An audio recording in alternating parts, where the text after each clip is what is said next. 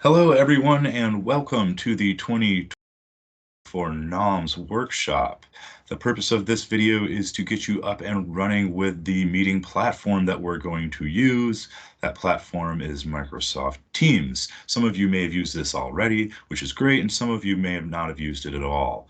So I'm going to walk through really quick and show you how to install that software, and then we'll follow up with another video later on to show you how to use some of the cool fancy gadgets that we're going to use.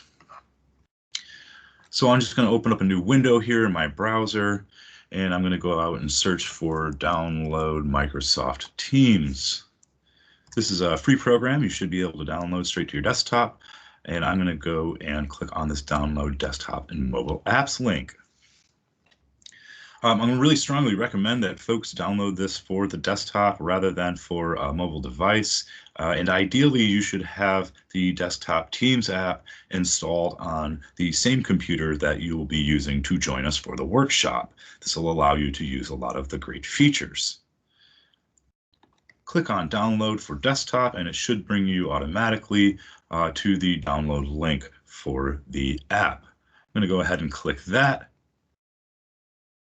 And now Google will ask me where I'd like to put that.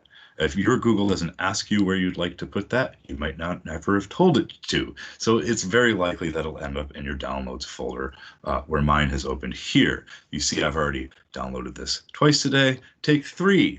And I'm going to go ahead and do it again. I'll hit save and that will begin downloading. This is an executable file, but it's not the program itself. It's just an install program. So we're going to wait for that to finish downloading, at which point you can either double click on the prompt here in the bottom left-hand corner and run the executable, or you can browse out to your favorite file browser and find wherever you downloaded this executable file.